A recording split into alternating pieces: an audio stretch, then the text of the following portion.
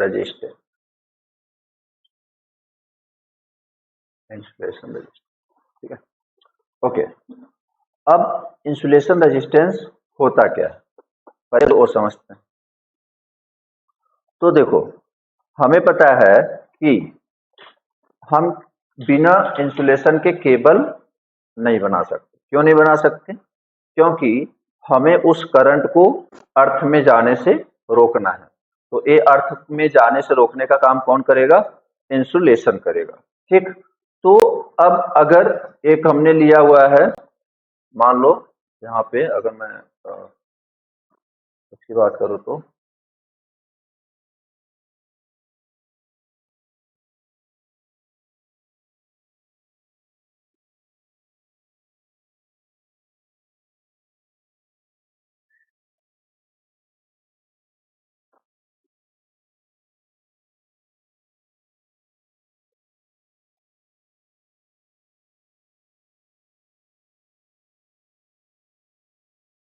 Okay, तो अब मान लो यहाँ पे आपका ए चीज है, ठीक है। तो ए ऊपर नीचे वाला मान लो तुम्हारा क्या है, नीचे वाला तुम मान लो कि तुम्हारा क्या है, ये कंडक्टर, ठीक है। ये क्या है? This is your conductor radius, ठीक है। तो इसका मतलब अगर suppose this distance is small R, तो ये जो व्हाइट वाला है क्या है? ये व्हाइट वाला क्या है? दिस इज कंडक्टर, जो कि किससे बना होगा? या तो एल्युमिनियम से या तो कॉपर से, but most of the cases में एल्युमिनियम से। सारी बात साथ साथ समझते चलना, ठीक है। इन्हीं के बारे में बोलो सर समझ में नहीं आया, फुल कंसंट्रेशन के साथ सुनते रहना हर चीज, ठीक है। और जो नहीं है उसी समय पूछ लेना, पहले बता दे रहा हूँ। तो यहाँ पे एक कंडक्टर है जिसका रेडियस है आर, जिसका रेडियस है आर। अब इसके बाद ये चीज सपोज यहाँ पे आपका जो एक्सटर्नल, मतलब ये देखो यहां से आपका स्टार्ट हो जाएगा क्या, ये जो लेंथ है ये बेसिकली एक किसकी किसकी थिकनेस है? This is thickness of insulation, this is thickness of insulation. ये जो भी आपको ब्लू वाला दिख रहा है, ठीक है। तो अभी मैं जो आपको दिखा रहा हूं, ये कौन सा व्यू दिखा रहा हूं? टॉप व्यू दिखा रहा हूं या नॉर्मल व्यू दिखा रहा हूं? ये कौन सा व्यू है? टॉप व्यू, ठीक है। तो कहने का मतलब यहाँ पे इंसुलेशन, अब जो तुम्हारा करंट जा रहा है बेसिकली या तो क्रॉस होगा, या मतलब या तो अंदर जा रहा होगा या तो बाहर आ रहा होगा, या तो अंदर जा रहा होगा या तो बाहर आ रहा होगा, ठीक है। तो जब इसमें से करंट जा रहा है, जब करंट इसमें से जा रहा है, तो अब आप एक तो चलो जो करंट मतलब इसमें इसके अंदर में इस कंडक्टर में अगर मान लो सपोज करंट हमारे तरफ से जाके अंदर की तरफ जा रहा है, ठीक है, सपोज अंदर की तरफ करंट जा रहा है, तो उस करंट का कोई अपोज करेगा, उस करंट का कोई अपोज करेगा, तो वो क्या हो जाएगा? Resistance, resistance of the conductor. किसी को कोई दिक्कत? या फिर R core, resistance of the conductor या फिर आर कोर। तो ये तो चलो इसके बारे में तुम हमेशा सुनते आए हो, इसके बारे में हमेशा सुनते आए हो, इसमें तो कोई दिक्कत है नहीं। सिंपल एक मटेरियल है, मटेरियल में से करंट फ्लो कराएंगे तो उसकी प्रॉपर्टी होती है कि उस करंट का अपोज करेगा तो एक रेजिस्टेंस आ जाएगा। रेजिस्टेंस हमेशा याद रखना कि कोई ना कोई ऐसा कंपोनेंट, कोई ना कोई ऐसा करंट होगा जो अपोज करेगा, अपोज कर रहा होगा, तो उस अपोजिशन को दिखाने के लिए हम रेजिस्टेंस को इंट्रोड्यूस करते हैं। अब ये तुम्हारा हाई पोटेंशियल, ये तुम्हारा जीरो पोटेंशियल, तो इस हाई पोटेंशियल की वजह से इस इंसुलेशन के थ्रू बाहर जाने की एक करंट की टेंडेंसी होगी, और उस करंट का नाम क्या होगा? Leakage current. किसी को कोई दिक्कत? कंडक्टर के थ्रू कंडक्टर से होते हुए बाहर की तरफ जाने, एक करंट जाने की कोशिश करेगा, उसको क्या बोलेंगे, लीकेज करंट। ठीक है, हमारा काम क्या है, उस लीकेज करंट को रोकना, उसका काम क्या है, जाने की कोशिश करना बाहर। ठीक है, ओके। तो अगर ये जा रहा है तो इस लीकेज करंट का जो अपोज करेगा उसी का नाम क्या है, इंसुलेशन रेजिस्टेंस। पहले बताओ इंसुलेशन रेजिस्टेंस का कॉन्सेप्ट क्लियर हुआ। जो मेन कंडक्टर था, जो मेन कंडक्टर था, जो कंडक्टर करंट है उसका जो अपोज कर रहा है that is resistance of the conductor, R equal to rho L upon A, rho L upon A, where rho is the what, rho is the resistivity of the conductor material, conductor material. जब उसमें insulation नहीं है तो उसमें कहां से होगा यार, कॉमन सेंस लगाओ।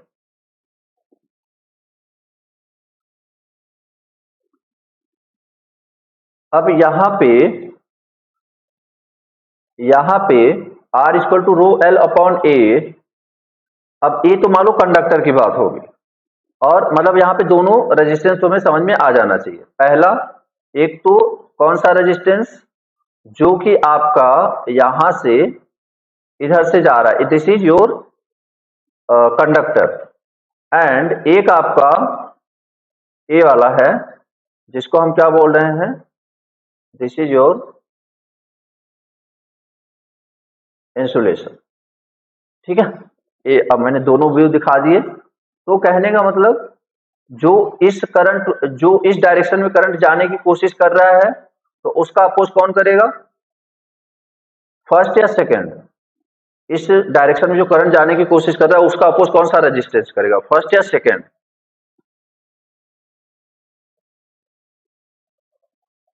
सेकंड। अबे यार तुम लोग क्या समझ रहे हो यार, जब बोलो कि ये जो करंट है ये यहां से बाहर जाने की कोशिश करेगा, तो जब इसमें आएगा तो ये बाहर तो ऐसे जाएगा ना, फिर तो ये बाहर जाने की कोशिश करेगा तो इसका जो अपोज करेगा वो होगा ना इंसुलेशन रेजिस्टेंस। अभी तो ये तो सिंपल रेजिस्टेंस है ना, ये तो कंडक्टर का रेजिस्टेंस है ना। अपले नाइन कंडक्टर, हाँ तो कंडक्टर में मारी थी तो कौन सा होगा, कंडक्टर में कौन सा रेजिस्टेंस लग रहा है, फर्स्ट या सेकंड।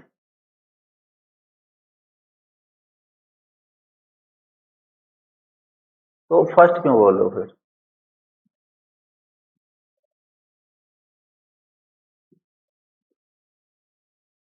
अब यहां पे जो इंसुलेशन रेजिस्टेंस है, अब इस करंट पे यहां पे जाने में, मतलब अगर करंट कंडक्टर से करंट बाहर की तरफ जा रहा है, इंसुलेशन से होते हुए बाहर की तरफ जा रहा है, तो कौन सा रेजिस्टेंस ऑफर होगा, देन इंसुलेशन रेजिस्टेंस ऑफर होगा, देन इंसुलेशन रेजिस्टेंस ऑफर होगा। ठीक है, तो दोनों रेजिस्टेंस इंडिविजुअली समझ में आ गए, अभी मिक्स नहीं होगा।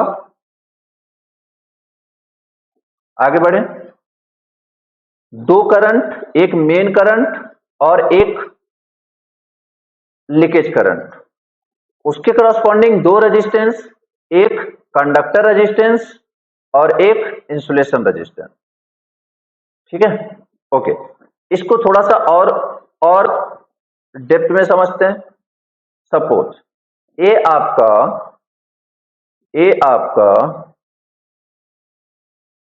कंडक्टर है, ये आपका कंडक्टर। अब यहां पे जो कंडक्टर है इसमें एक बात बताओ, जो भी रेजिस्टेंस होएगा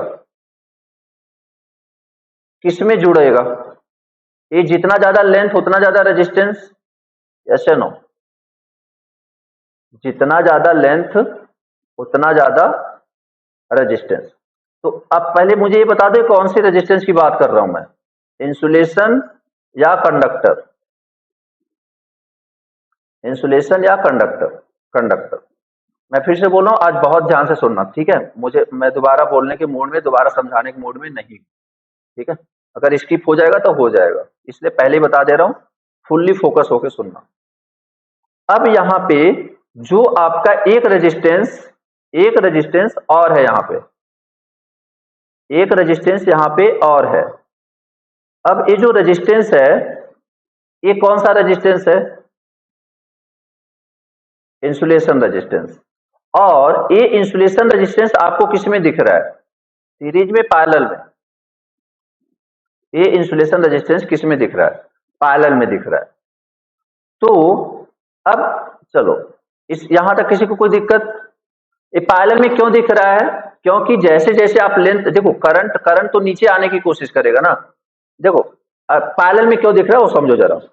जो जितना ज्यादा मतलब एक करंट जो जा रहा है, जो कंडक्टर का करंट है, वो तो सिंपली सीरीज में है, आगे बढ़ते जा रहा है। क्या करंट कहीं डिवाइड हो रहा है कंडक्टर का? बोलो, कंडक्टर का करंट कहीं डिवाइड हो रहा है? नहीं, कंडक्टर का करंट कहीं डिवाइड नहीं हो रहा है। बट अब जैसे मान लो, अब यहां से, अब ये इंसुलेशन है, ये इंसुलेशन है, यहां से करंट नीचे गया तो आगे जाके, आगे भी तो इंसुलेशन है, यहां से भी करंट नीचे जाएगा, यस या नो? थोड़ा सा आगे जाके फिर से करंट नीचे जाएगा, वो तो हर एक जगह करंट जा रहा होगा ना। ऐसा तो है नहीं कि सारा का सारा करंट एक ही जगह से जाएगा। क्लियर है? तो मतलब जितना ज्यादा, तो इस तरीके से अब करंट अगर डिवाइड हो रहा है तो करंट डिवीजन किस में होता है? सीरीज में या पैरेलल में? करंट डिवीजन किस में होता है? सीरीज में, पैरेलल में? पैरेलल में। तो इसलिए यहां पे क्या हो जाएगा? करंट, इसलिए पैरेलल में रेजिस्टेंस दिखाया। बात क्लियर है? अभी उसको सीरीज में क्यों दिखाया, इसको पैरेलल में क्यों दिखाया, बात क्लियर है? ठीक है, चलो अब दूसरी बात समझो। अगर यहां पे मान लो आर, हमें पता है R equal to rho L upon A, ठीक है, नॉर्मली जो हम जानते हैं, नॉर्मली जो हम जानते हैं। अब उसके बाद अभी चलो इस फॉर्मूले पे आते हैं अच्छे से। अभी मुझे ये बताओ, मान लो सपोज मैंने उसको ना डिस्ट्रीब्यूटेड मान लिया कि suppose this is R, this is R, this is R, this is R, and this is R1, this is RI, this is RI। ठीक, अब एक बात बताओ, अगर जितना ज्यादा लेंथ होएगा, पहले मैं कंडक्टर रेजिस्टेंस की बात कर रहा हूं, जितना ज्यादा लेंथ होगा उतना ज्यादा रेजिस्टेंस होगा, यस या नो? जितना ज्यादा लेंथ उतना ज्यादा रेजिस्टेंस। क्यों? क्योंकि सीरीज में है, सीरीज में होगा तो क्या होगा? ऐड होगा। सीरीज में रेजिस्टेंस क्या होता है? ऐड होता है, R plus R plus R plus R. ठीक है, क्लियर? ओके, अब नीचे आ जाओ। अब ये रेजिस्टेंस तुम्हें पैरेलल में दिख रहा है, तो जितना ज्यादा लेंथ होगा रेजिस्टेंस आर इक्विवेलेंट इंक्रीज होगा, डिक्रीज होगा? आर इक्विवेलेंट डिक्रीज होगा, इंक्रीज होगा? डिक्रीज होगा। जितना ज्यादा लेंथ होगा उतना, अब जैसे आप ऐसे समझ लो कि अगर दो रेजिस्टेंस पैरेलल में है, 10 पैरेलल टू 10, तो आंसर क्या होता है? 5। एक रेजिस्टेंस और लगा दिया तो 10/3, एक रेजिस्टेंस और लगा दिया तो 10/4। अब बताओ रेजिस्टेंस बढ़ रहा है, घट रहा है? रेजिस्टेंस इंक्रीज हो रहा है, डिक्रीज हो रहा है? डिक्रीज हो रहा है ना। तो इसका मतलब क्या हुआ? अच्छा, ये मैं जो भी बातें कर रहा हूं किस रेजिस्टेंस के बारे में बातें कर रहा हूं? कंडक्टर रेजिस्टेंस या इंसुलेशन रेजिस्टेंस? कंडक्टर या इंसुलेशन? इंसुलेशन। तो इसका कंक्लूजन क्या निकला कि लेंथ के, जितना ज्यादा लेंथ उतना कम इंसुलेशन रेजिस्टेंस, यस या नो? क्या ये दोनों, ये लाइन सबको समझ में आ रही है? देखो, अगर मैं पूछूं आर कंडक्टर, तो R conductor is directly proportional to L. But अगर मैं बोलूं आर इंसुलेशन, आर इंसुलेटर, तो that is inversely proportional to L. इस दोनों लाइन में किसी को कोई दिक्कत है? किसी को 1% भी प्रॉब्लम? चलो बढ़िया, ठीक है। तो क्यों? क्योंकि वो सीरीज में था, वो ऐड होता जाएगा, और ये पैरेलल में है तो ये 10 बट, जैसे जितना ज्यादा पैरेलल में रेजिस्टेंस होता है उतना कम आर इक्विवेलेंट हो जाता है। ठीक है, ये बहुत ही इंपॉर्टेंट है, क्योंकि ये तो तुम जानते ही हो। क्योंकि जब हमसे इंसुलेशन पूछा जाता है तो हमें डायरेक्टली ये लगता है कि क्योंकि करंट डिवाइड हो रहा है ना, क्योंकि करंट डिवाइड हो रहा है तो इसलिए चीजें क्या होती जाएंगी, ऑटोमेटिकली कम होती जाएंगी। Done, okay. और अगर मैं यहीं पे आपसे ये बोल दूं कि G की वैल्यू क्या होगी, कंडक्टेंस की वैल्यू क्या होगी, तो कंडक्टेंस की वैल्यू क्या होगी, इंक्रीज होगी। यस या no? What is G? 1/R, 1/R। But यहां पे G कौन सा, G इंसुलेशन की बात कर रहा हूं। G इंसुलेशन क्या करेगा, इंक्रीज।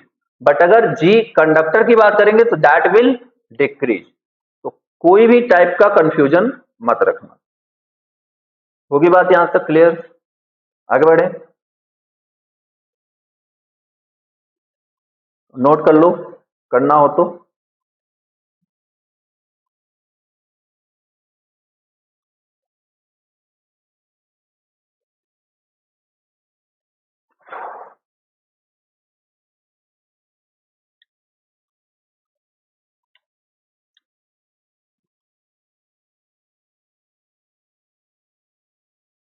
हो जाए तो बता देना, फिर आगे बढ़ते हैं।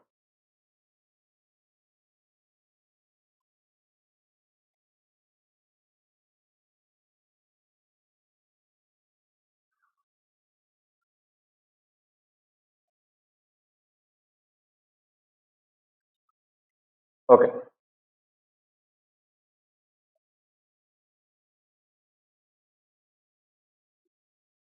बस बताते जाना साथ साथ में।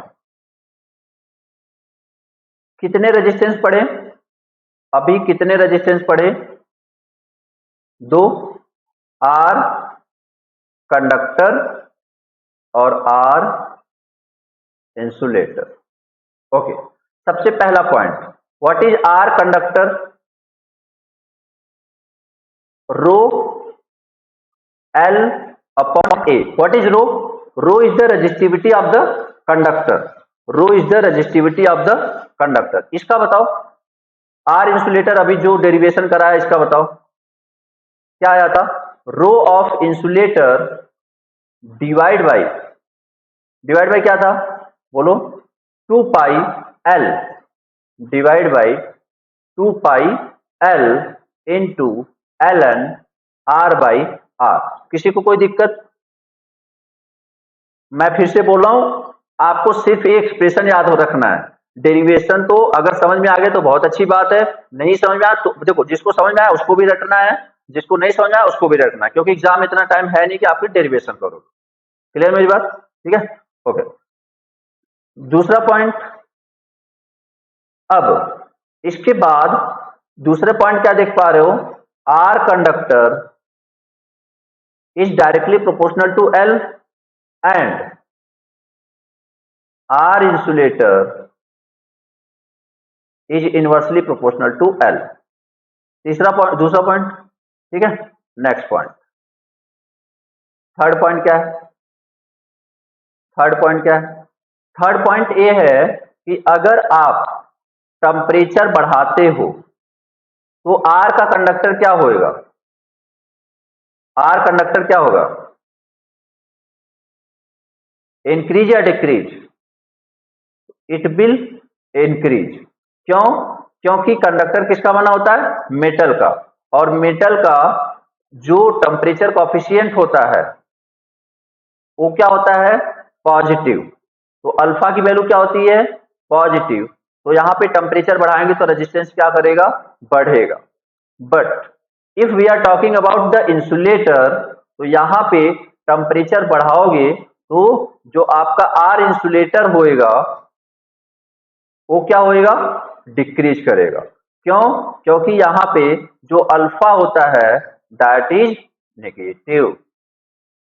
और अगर आर इंसुलेटर डिक्रीज करेगा तो जो आई लीकेज है, आई लीकेज है वो क्या करेगा, इंक्रीज करेगा। यस या नो? अगर आर घट रहा है तो आई लीकेज इंक्रीज करेगा। बट यहां के केस में आपका जो कंडक्टर का करंट है, supply current, it will not depend, it is dependent, it is depend या फिर इट डिपेंड्स ऑन लोड। वो टेम्परेचर पे बहुत ज्यादा डिपेंड नहीं करता। क्या मेरी सारी बातें यहां तक क्लियर हैं? दिस इज द कंक्लूजन जो अभी तक मैंने आपको स्टार्टिंग से पढ़ा रहा था। ठीक है, बस यही कंक्लूजन है जो मैं अभी आपको आधे पौने घंटे से पढ़ा रहा हूं। इतनी चीजों को आपको याद रखना है।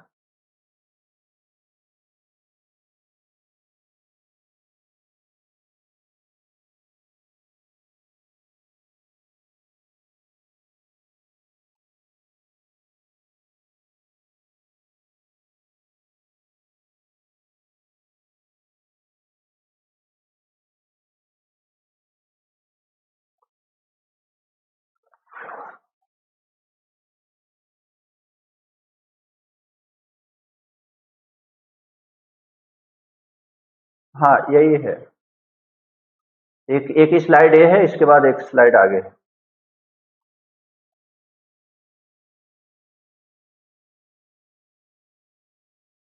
ओके, तो बस फिर से देख लो एक बार जसमीत तुम भी। क्या है? A R conductor, A R insulator. इसका फॉर्मूला क्या है? Rho L upon A. इसका क्या है? Rho insulator. यहाँ पे क्या है? Rho conductor.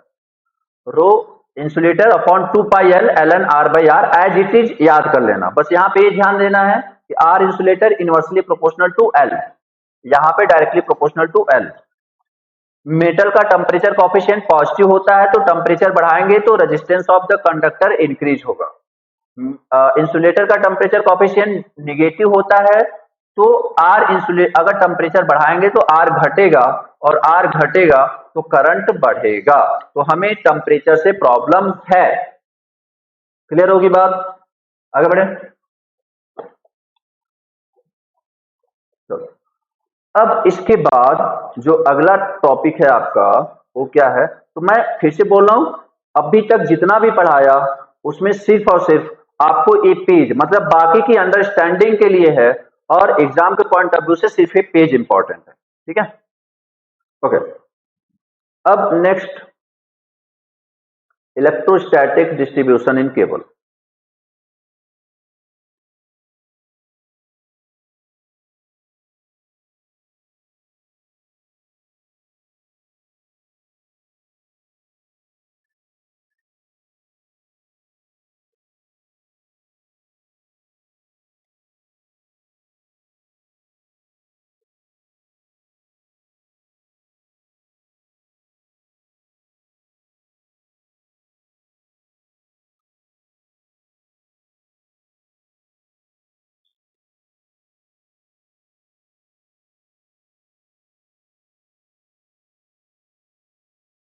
ओके, अब समझो जरा पहले तो ये स्ट्रेस की बात मतलब है क्या?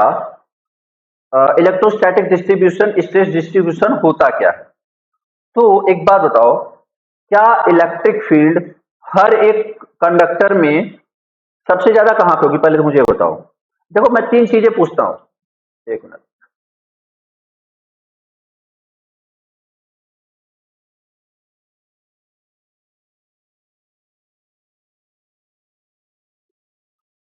अ,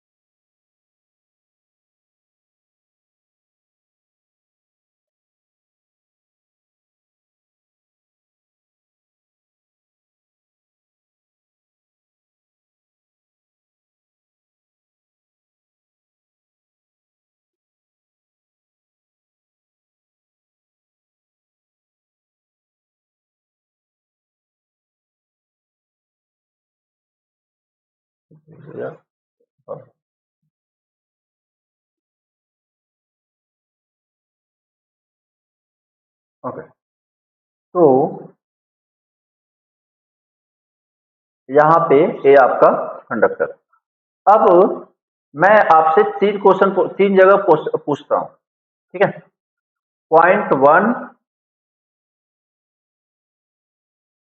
point number two and point number three. इन तीनों जगह पे आप मुझे बताओ इलेक्ट्रिक फील्ड, इन तीनों जगह पे आप मुझे इलेक्ट्रिक फील्ड बताओ।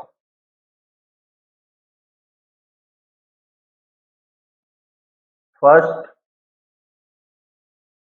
सेकेंड और ये थर्ड। ठीक है, चलो पहले तो एक बात बता दूं, इसमें एक लाइन लिखना, द वेरिएशन ऑफ,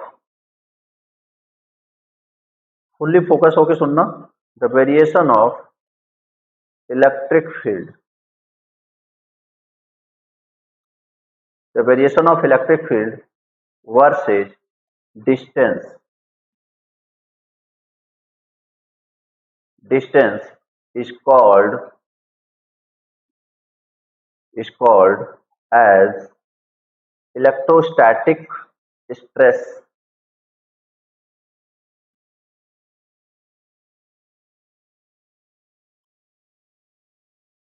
अच्छा, इस इलेक्ट्रोस्टैटिक स्ट्रेस के बारे में हमने एक जगह और पढ़ा था, कोई मुझे बता सकता है कहां पे पढ़ा था? एनीवन?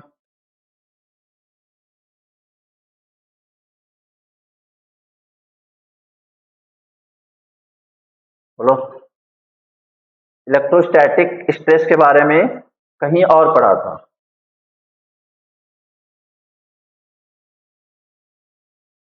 टॉपिक का नाम बताओ।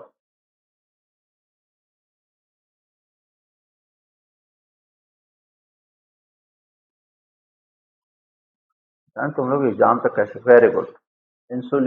इंसुलेटर में जो कैपेसिटर बन रहा था वहां पे जो नीचे वाला कंडक्टर होता है उस पे ज्यादा, सबसे ज्यादा इलेक्ट्रोस्टैटिक स्ट्रेस होता है। एग्जाम तक कैसे याद रखोगे, मुझे तो यही नहीं समझ। वह पिछला टॉपिक भूल गए। इलेक्ट्रोस्टैटिक डिस्ट्रीब्यूशन इन केबल, तो यहां पे अब समझो जरा, एक इलेक्ट्रोस्टैटिक इलेक्ट्रिक फील्ड का एक जनरल फॉर्मूला है, ठीक है, ये ईएमएफटी में मैंने बताया भी होगा, रो L upon 2 pi epsilon into x. क्या मतलब है इसका? This is electric field intensity, ठीक है। जैसे मान लो कि कोई एक कंडक्टर है, कोई एक कंडक्टर है, ठीक है, कोई एक कंडक्टर है जिसका जिसका लाइन चार्ज डेंसिटी है rho L, line charge density है रो एल। अगर आप इससे एक्स डिस्टेंस पे, एक्स डिस्टेंस पे अगर आप चाहते हो इलेक्ट्रिक फील्ड इंटेंसिटी निकालना, तो उसका फॉर्मूला होता है rho L upon 2 pi epsilon into x. क्या मेरी बात सबको समझ में आ रही है?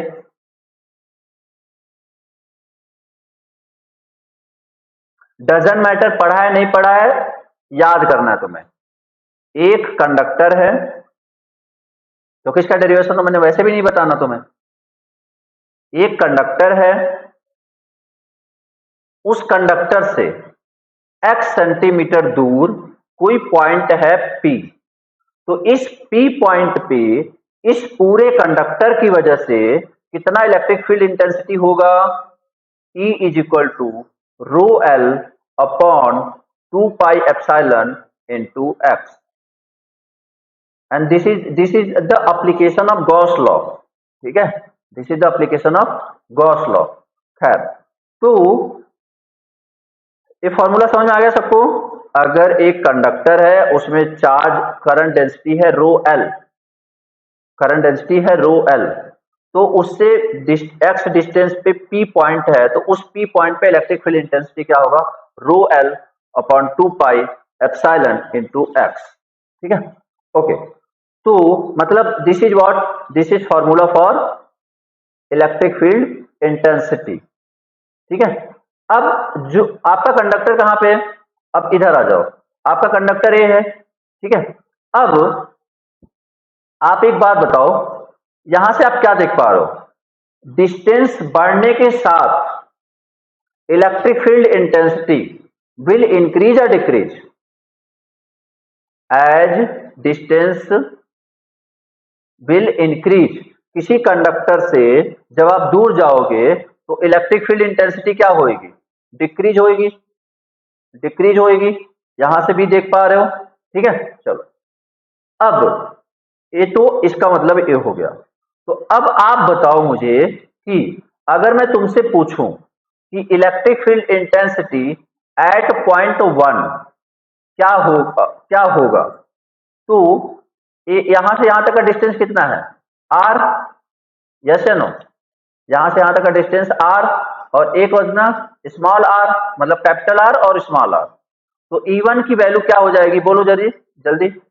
Rho L divide by 2 pi epsilon into x की वैल्यू क्या रखूं मैं, what is the value of x, what is the value of x, R, R, simply R. यार एक बात बताओ, तुम लोग आर माइनस आर ये सब क्यों बोल रहे हो, इस कंडक्टर से डिस्टेंस कितना है, आर है ना। मैंने बोला क्या सरफेस से लेना है, आप जब भी लोगे सेंटर से लोगे ना, ठीक है। तो आर, और अगर ये डिस्टेंस सबसे ज्यादा है तो electric field will be minimum. Clear है सबको, इलेक्ट्रिक फील्ड एट, अच्छा एक बात बताओ, यहां से क्या क्या स्टार्ट हो जाता है, इंसुलेशन के जस्ट ऊपर कौन सा लेयर होता है, शीट, शीट, ठीक है। तो कहने का मतलब यहां पे जो शीट पे इलेक्ट्रिक फील्ड है दैट विल बी मिनिमम। क्या ये पॉइंट सबको समझ में आ गया, ठीक है। या फिर इंसुलेशन के आउटर सरफेस पे मिनिमम, इंसुलेशन के आउटर सरफेस पे इलेक्ट्रिक फील्ड मिनिमम। नेक्स्ट, अगर मैं E2 की बात करूं, E2 की बात करूं, तो E2 की बताओ, रो एल डिवाइड बाई, बोलते जाओ, rho L divide by 2 pi epsilon into into R, R, ठीक है।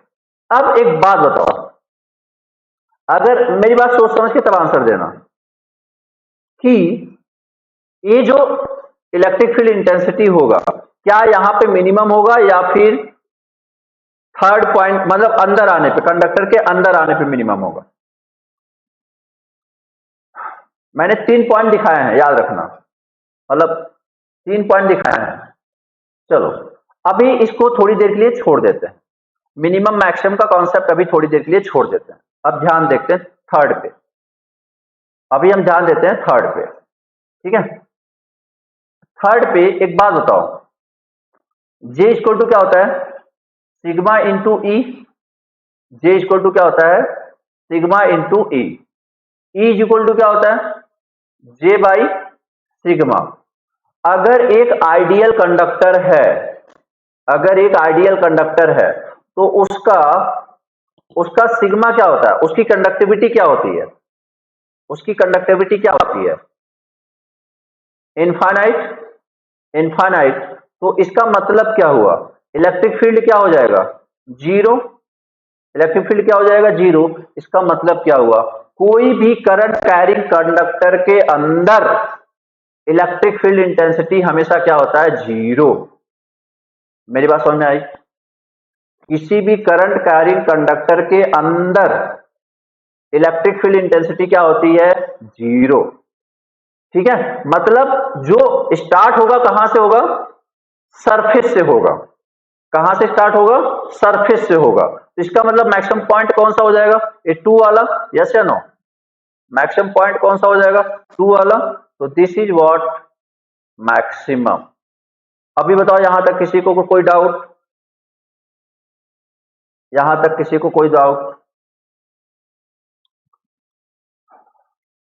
चलो इसका स्क्रीनशॉट ले लो फिर आगे बढ़ो।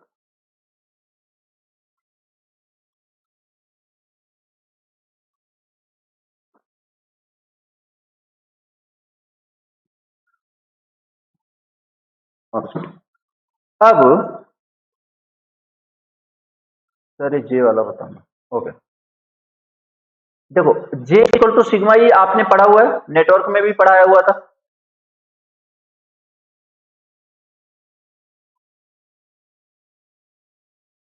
ठीक है। अब ई इक्वल टू क्या होगा, J by sigma, sigma is what? Conductivity. Sigma is what? Conductivity.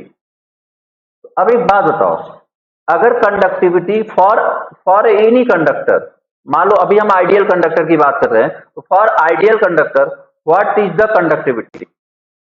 What is the conductivity?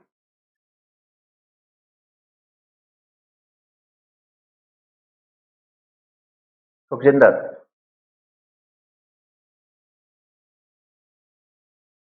अगर कोई कंडक्टर है, आप चाहते हो कि आइडियल कंडक्टर हो, तो उसकी कंडक्टिविटी क्या होनी चाहिए?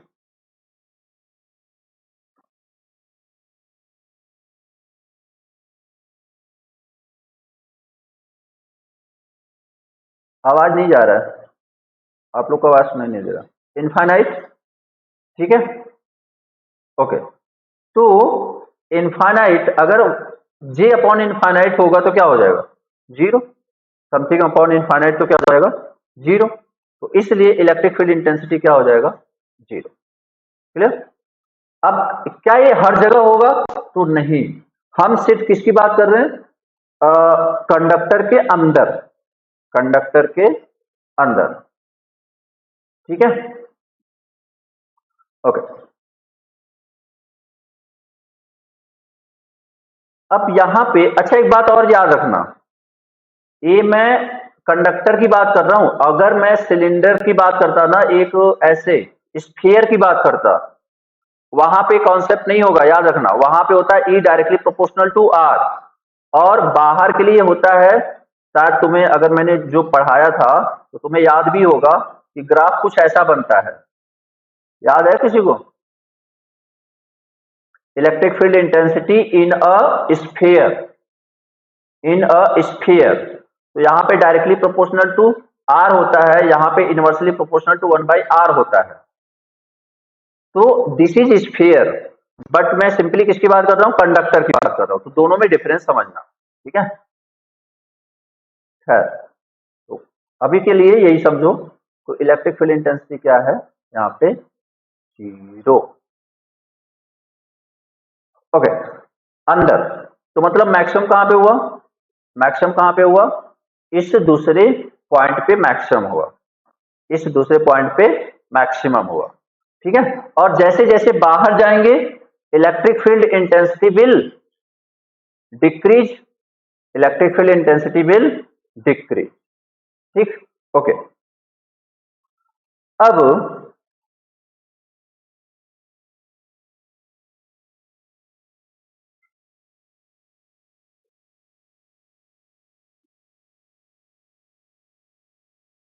यहां पे एक बात समझो,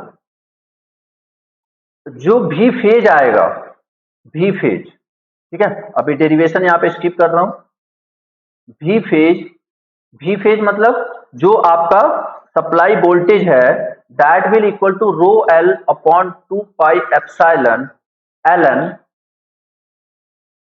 आर बाई आर, ठीक है, L N R by are. और अगर तुम्हें याद हो तो कुछ ऐसा ही फॉर्मूला आर इंसुलेटर का आया था, बट वहां पे क्या था? इसकी जगह क्या था? रो इंसुलेटर, वहां पे क्या था? रो इंसुलेटर, यहां पे क्या, बट यहां पे क्या है? Rho L. What is rho L? Rho L is the charge density, charge density, और लास्ट में एल भी आ गया था। खैर, तो आप मतलब वहां से हल्का फुल्का रिलेट करके इसे याद कर सकते हो, ठीक है। तो समझो जरा मेरी बात, दिस इज योर भी फेज, ये कौन सा भी फेज है? जो आप सप्लाई कर रहे हो, जो आप सप्लाई कर रहे हो, ठीक है, ओके। तो यहां से अगर रो एल की बात करूं तो क्या हो जाएगा? भी phase into 2 pi epsilon divide by what? भी phase 2 pi epsilon divide by L N R by R, ठीक है, L N R by R. ये किसकी वैल्यू आ चुकी है आपके सामने? रो एल की। अब जरा मुझे थोड़ा सा फ्लैशबैक में जाके, जो मैंने तुम्हें ई का फॉर्मूला बताया था, जो तुम्हें ई का फॉर्मूला बताया था वो बताओगे जरा मुझे, जहां से मैंने स्टार्ट करा था। ई का फॉर्मूला बताया था कुछ, रो एल डिवाइड बाई व्हाट, जल्दी बोलो, रो L divide by what, 2 pi epsilon into x, 2 pi epsilon into x, clear है, 2 पाई एप्सिलॉन इंटू एक्स, ठीक है, ओके। अब यहाँ पे ई की वैल्यू, रो एल की वैल्यू यहाँ पे रख दो, तो क्या हो जाएगा, भी फेज इनटू, तुम्हें जो क्या चल रहा है इसकी टेंशन मत लो, बस स्टेप वाइज समझने की कोशिश करो, क्या याद रखना है वो मैं तुम्हें बाद में बता दूंगा, ठीक है, okay. V phase, E is equal to भी फेज इनटू ए वैल्यू यहां पे रख रहे हैं, रोयल की वैल्यू कहां रख रहे हैं, यहां से उठा के यहां पे रख रहे हैं, तो 2 पाई एप्सिलॉन डिवाइड बाई, यहां पे क्या हो जाएगा, पहले इसी को रख लेते ना, L N R by R. अभी कुछ बच रहा है, कुछ बच रहा है, जल्दी बोलो, ऊपर कुछ बच रहा है, क्या बच रहा है, नीचे क्या लगाना है, ये वाला पूरा टर्म, अभी तो मैंने सिर्फ रोयल लिखा ना, ये तो रोयल लिख दिया, यहां से उतार दिया ना, कॉपी कर दिया, देखो यहां से उतारा रोयल और इसको लाके यहां पे लिख दिया, कोई दिक्कत किसी को, यहां से रोयल उठाया और यहां पे ले जाके लिख के रख दिया, ठीक है। अब ये नीचे लिख देते हैं 2 पाई एप्सिलॉन इंटू एक्स। अब यहां से देखो क्या क्या कैंसिल हो रहा है, 2 pi cancel, 2 pi cancel, epsilon cancel, epsilon cancel. अब जो एक्सप्रेशन आने वाला है ये बहुत इंपॉर्टेंट है, जिसको आपको हमेशा याद रखना है, क्या है expression, E is equal to भी phase divide by x into L N R by are. आगे बात समझ में, बस तुम्हें ये फॉर्मूला याद रखना है, अभी तक के जितना डेरिवेशन कराया मैंने, क्लियर, अगर ये याद कर सकते हो तो बहुत अच्छी बात है, अगर नहीं कर पा रहे हो तो कोई दिक्कत नहीं, तो सिर्फ एक ए वाला पोर्शन याद करना है आपको और एक ए वाला, ठीक है, खैर, तो E इज इक्वल टू भी phase upon x L N R by R. एक बात बताओ, what is x, what is x, x is the distance from the conductor surface to the any point between sheet. जरा फिर से समझो मैं क्या बोलना चाह रहा हूं, जैसे देखो यहां से चले, ये क्या हो गया x, यहां से चले ये क्या हो गया x, मतलब इस यहां से और यहां के बीच में कोई भी जनरल डिस्टेंस, आगे बात समझ में, कोई भी general distance that will be represented by x, ठीक है, ओके।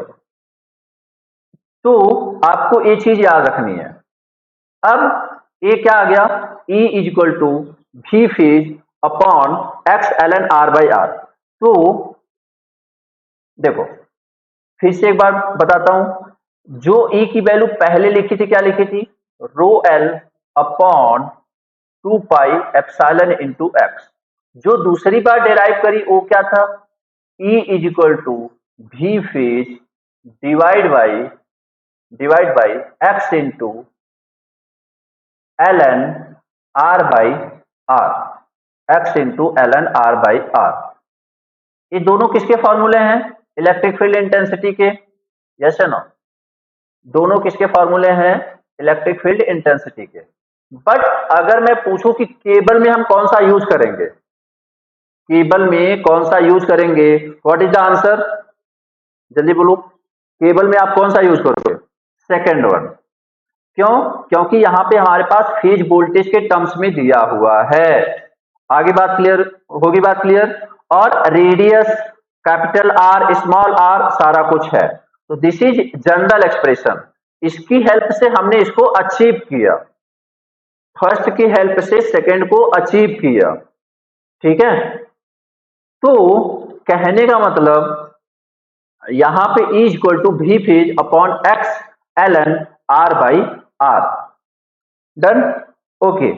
अब यहां से आप बताओ कि E मिनिमम कब होगा, E मैक्सिमम कब होगा, चलो बोलो, अब इसके हिसाब से आप बताओ कि ई मिनिमम कब होगा और ई मैक्सिमम कब होगा।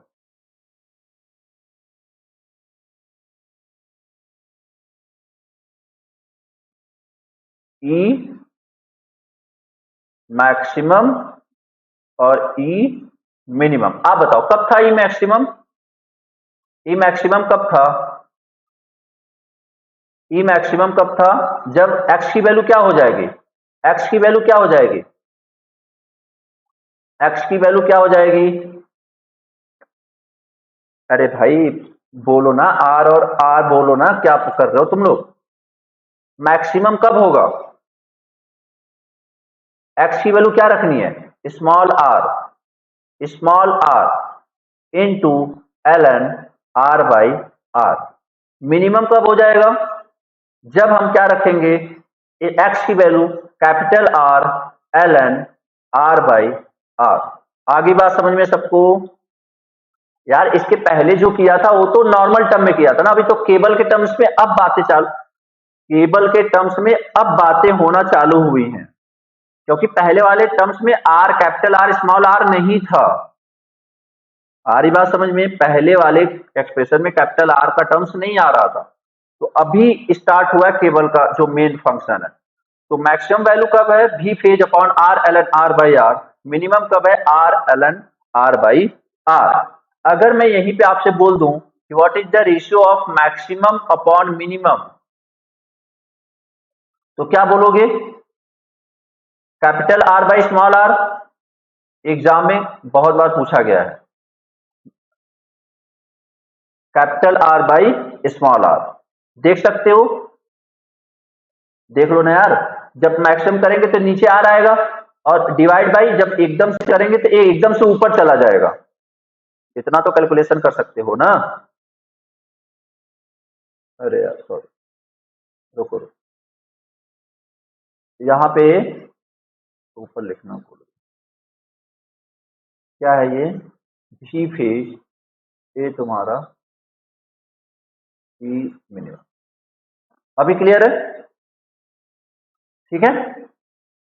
तो मैक्सिमम अपॉन मिनिमम जब करेंगे तो स्मॉल आर, हाँ हाँ, maximum small r upon capital R. इसको इसको नोट कर लो, फिर आगे बढ़ते। This is very important result, this is very important.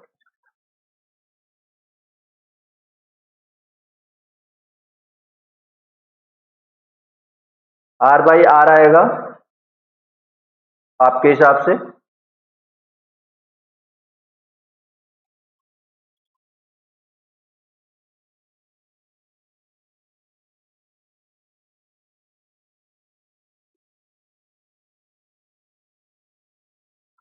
समझ में आ गया सुखजिंदर, बताना है तुम्हें।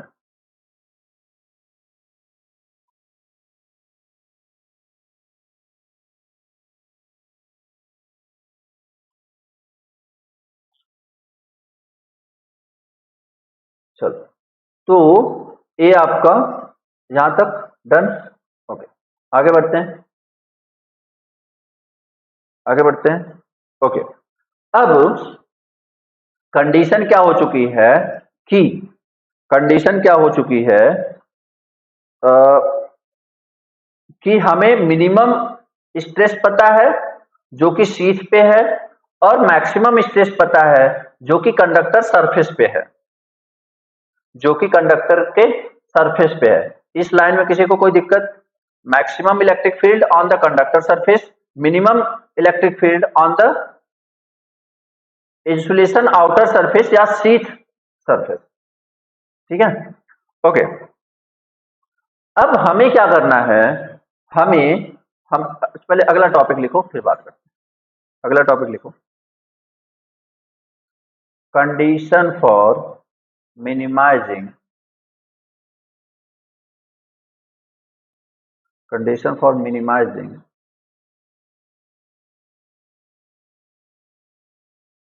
मैक्सिमम डाइलेक्ट्रिक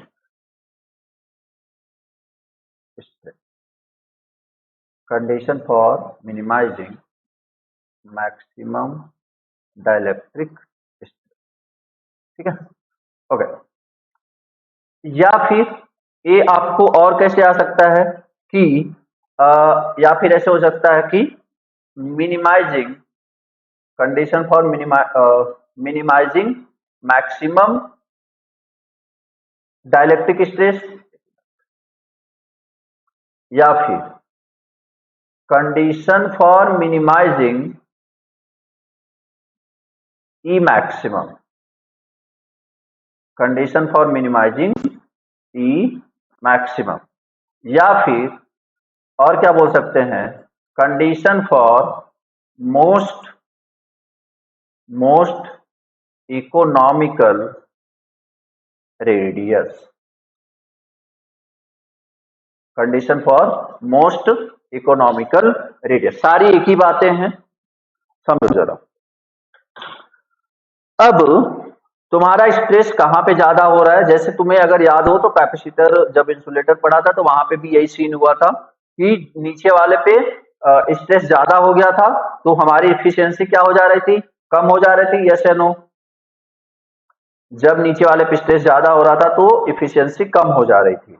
तो इन द सेम मैनर अगर यहाँ पे इलेक्ट्रिक फील्ड में वेरिएशन इतना ज्यादा हो रहा है तो इसकी वजह से प्रॉब्लम क्या आएगी वो समझो, ठीक है। तो एक इसके टॉपिक डाल दिया, अब उसमें लिखो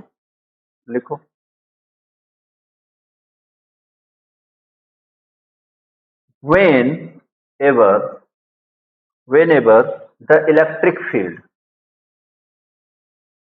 whenever the electric field on surface of conductor, electric field on the surface of conductor is minimum। अच्छा एक बात बताओ, आप चाहते क्या हो, मतलब आप क्या चाहते हो कि जो स्ट्रेस है वो कम हो जाए, यस नो, बोलो।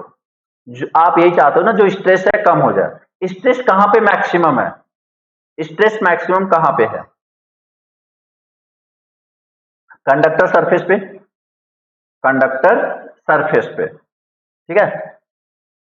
तो अगर कंडक्टर सरफेस पे मैक्सिमम है तो कहने का मतलब अब हम यार आउटर वाले सरफेस को तो मिनिमाइज नहीं करेंगे ना, जो भी कंडीशन लगाएंगे, जो भी गुणा गणित लगाएंगे, जो मैक्सिमम वैल्यू है उसी को कम करने के लिए लगाएंगे ना। तो कहने का मतलब जब भी हम जो भी कंडीशन लगाएंगे, जो भी कैलकुलेशन करेंगे, जो भी जिस तरीके से भी करेंगे, हम इलेक्ट्रिक फील्ड कहां का मिनिमाइज करेंगे, कंडक्टर सरफेस का। और बाय डिफॉल्ट कंडक्टर सरफेस का ही मैग्नेटिक फील्ड क्या है, मैक्सिमम। तो एक कंफ्यूज मत होना कि सर मैक्सिमम को मिनिमम कर रहे हो, क्या मेरी बात सबको समझ में आ रही है। जब पहली बार जो ये टॉपिक पढ़ रहा होगा उसे कंफ्यूजन हो रही होगी कि मैक्सिमम वैल्यू को मिनिमाइज कर रहे हो, यार मैक्सिमम वो ऑलरेडी है उसको मिनिमाइज कर रहे हो। तो कहने का मतलब मैं मैक्सिमम वो समझ के नहीं कर रहा, मैं जो सबसे ज्यादा स्ट्रेस पॉइंट है उसको मिनिमाइज करने की कोशिश कर रहा हूं और हमने उसको नाम दिया हुआ है ई मैक्सिमम। क्लियर, ठीक है। तो when ever the electric field on surface of conductor is minimum, अगर हम ऐसा कर पाए तो फायदा क्या होगा वो समझो। अगर कंडक्टर सरफेस पे इलेक्ट्रिक फील्ड मिनिमम कर पाए तो क्या होगा वो समझो। Surface of the conductor is minimum, then फायदा नंबर वन क्या है, the required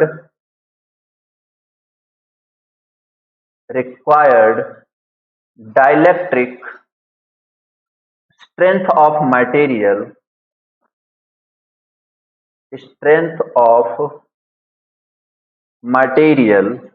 is minimum।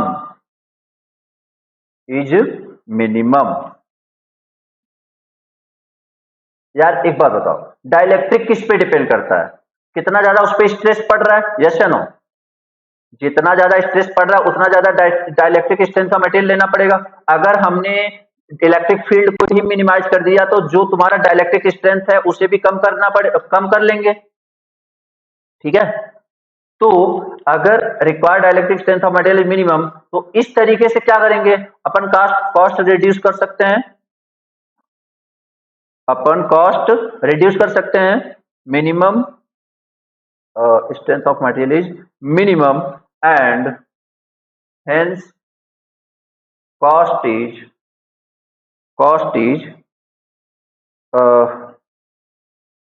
minimized when hence cost can be minimized, किसका कॉस्ट, इंसुलेशन का, क्योंकि जितना ज्यादा अच्छा डाइलेक्ट्रिक मटेरियल लोगे उतना ज्यादा कॉस्टिंग पड़ती है, याद रखना। ठीक है, नेक्स्ट, उसके बाद ये हो गया। ठीक है, तो cost of can be minimise, और इस सिचुएशन में जो भी कंडीशन आएगी, इस सिचुएशन में जो मिनिमाइज्ड कंडीशन मिलेगा उसके करस्पॉन्डिंग जो रेडियस मिलेगा उसी रेडियस को बोलते हैं मोस्ट इकोनॉमिकल रेडियस। ये बात अभी आपको उतने अच्छे से समझ में नहीं आएगी, पहले इतना लिख लो फिर आगे बात करते हैं।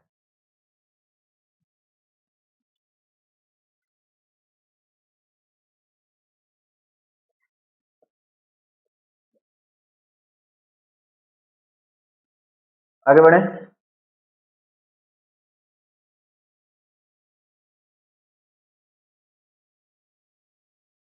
ओके। अब देखो, अब एक बात बताओ, किसको मिनिमाइज करना है, किसको मिनिमाइज करना है,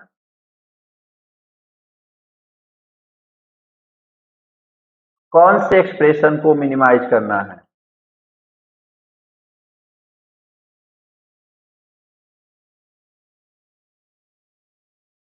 electric field intensity at conductor surface को मिनिमाइज करना है। ये बात सबके दिमाग में जा रही है।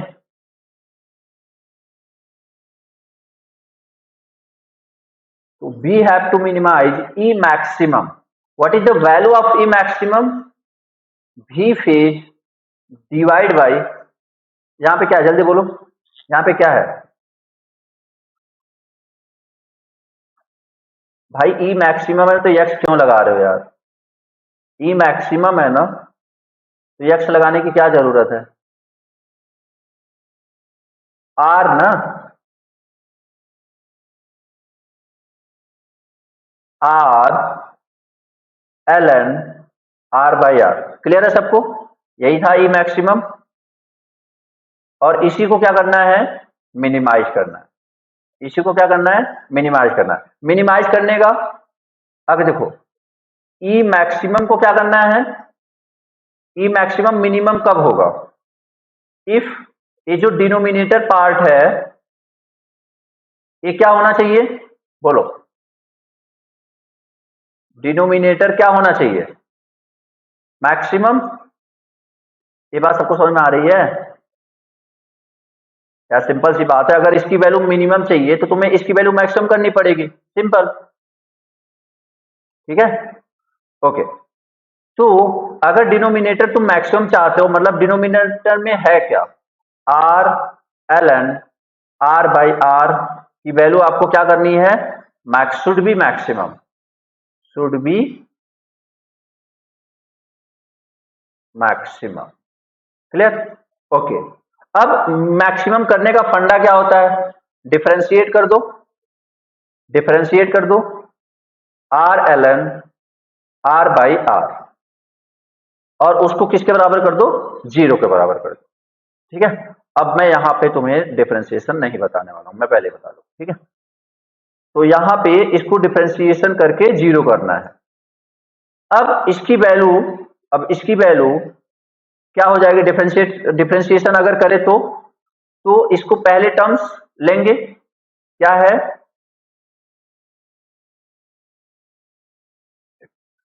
मतलब मैं तो करूंगा यहाँ पे दिखाऊंगा, बट उसे स्पेशली अब हर एक फॉर्मूले पे जाके समझाने वाला नहीं, यहाँ पे ध्यान दो, क्या है कि देखो जरा, कैसे करते हैं, एक फर्स्ट टर्म एक सेकेंड टर्म, फर्स्ट टर्म को एज इट इज रख दिया, फर्स्ट टर्म को एज इट इज रख दिया, ठीक है। सेकेंड टर्म का किया डिफरेंशिएशन, तो ln x का डिफरेंशिएशन होता है 1 बाई एक्स, तो क्या हो जाएगा, उल्टा हो जाएगा r बाई आर, और 1 बाई आर का डिफरेंशिएशन होता है -1 बाई आर स्क्वायर, यहाँ क्या हो जाएगा -r बाई आर स्क्वायर। ये तो हो गया पहला, प्लस दूसरे को एज इट रख लिया, हाँ ln r by R as it रख लिया, और r का डिफरेंशिएशन होता है 1, और इसको बराबर कर दिया 0 के, ठीक है, इसको बराबर कर दिया 0 के। अब देखो क्या हो रहा है, इतना तुमने कर दिया, अब इसको बराबर इक्वल टू 0 करोगे आप, तो यहां से देखो क्या क्या कैंसिल हो जाएगा, आर आया हुआ है, small r by capital R आया हुआ है, minus R by small r आया हुआ है, plus ln R by r आया हुआ है इक्वल टू 0। तो यहां से देखो आर आर से कैंसिल और स्क्वायर स्क्वायर से कैंसिल, यहां पे क्या बचा, -1 plus ln R by r is equal to 0, yes या नो। अब यहां पे क्या बचेगा, ln R by r is equal to 1। अब एक बात समझ जाओ सब लोग, मतलब जिसको ये बीच में से मतलब एग्जाम में डेरिवेशन करना नहीं है तुम्हें, तो सिंपली क्या याद रखना, ये चीज याद रखना, अदरवाइज तो डायरेक्ट रिजल्ट तो आपको याद ही हो जाएगा, टेंशन मत लो। अब यही बात यहाँ पे बेस है e, तो यहाँ पे क्या हो जाएगा, e के power 1 is equal to R by are. तो इसका मतलब क्या हो गया, अगर आप समझो, अब इसको समझो जरा, r by R equal to e, what is the value of e, what is the value of e, 2.718, यही होता है 2.718, ठीक है, ओके। तो एक काम करता हूं, मैं इसको साथ में लिख देता हूं ताकि कोई कंफ्यूजन ना हो। यहाँ पे क्या लिख देते हैं, 2.718, ओके। अब इसको जरा मतलब समझते हैं, इसका फिजिकल मतलब समझते हैं। अगर आप चाहते हो कि कंडक्टर के सरफेस पर मिनिमम स्ट्रेस हो, तो आपको जो इंसुलेशन का रेजिस्टेंस, जो इंसुलेशन बनाओगे, जो इंसुलेशन का रेडियस होना चाहिए, अगर सपोज इंसुलेशन का रेजिस्टेंस है 1 सेंटीमीटर, सपोज इंसुलेशन का रेजिस्टेंस है 1 सेंटीमीटर, तो आपको जो कंडक्टर का रेडियस है कुछ इतना लेना है कि उसका रेडियस कितना आए, हमें उसका रेशियो कितना आए, ई आए, मतलब x की वैल्यू क्या लेनी पड़ेगी, 1/e। क्या मतलब समझ में आया सबको?